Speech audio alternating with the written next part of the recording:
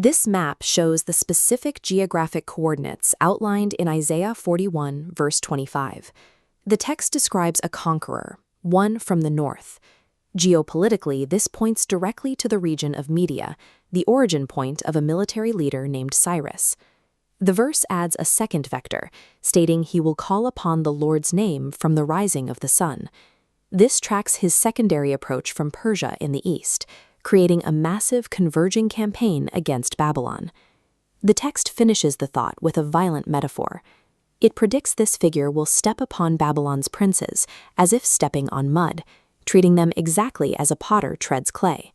It describes a total, effortless crushing of the existing political order.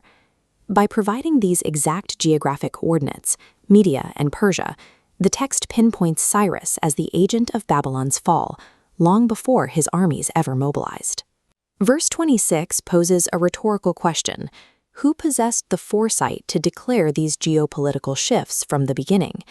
The text asserts God alone, through the prophet Isaiah, outlined these movements before they occurred, so Israel would recognize this divine intervention.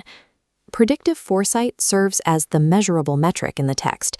It separates the true God of Israel, who maps out the future, from the silent, powerless idols of the surrounding nations. Verse 27 shifts the focus from conquest to restoration.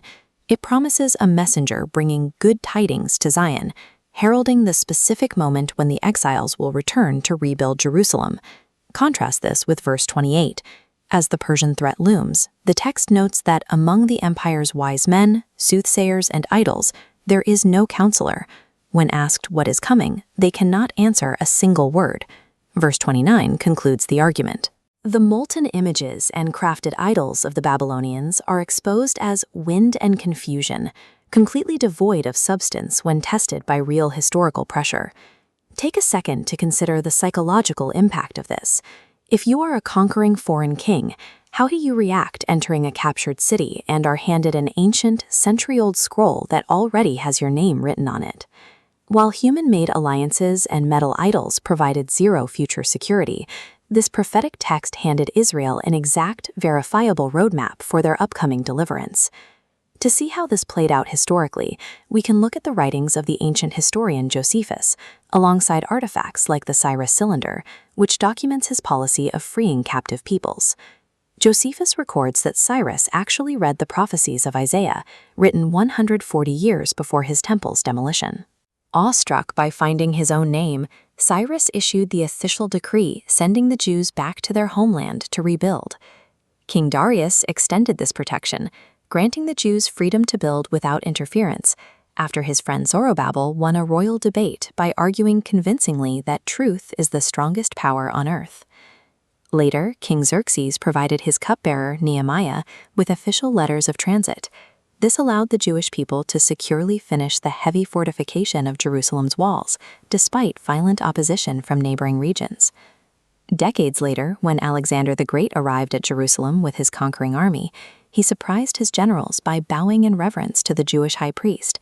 He explained he had seen this exact priest in a prophetic dream in Macedonia, promising him dominion over Persia. When the priests then showed Alexander the scroll of Daniel, which explicitly predicted a Greek king would destroy the Persian Empire, he recognized himself in the text and granted the Jewish people the right to govern themselves by their own ancient laws. The precise alignment of the prophetic scriptures from Isaiah and Daniel with the historical events recorded by Josephus offers a clear sequence of evidence. It proves an overarching sovereign design navigating right through the rise and fall of human empires.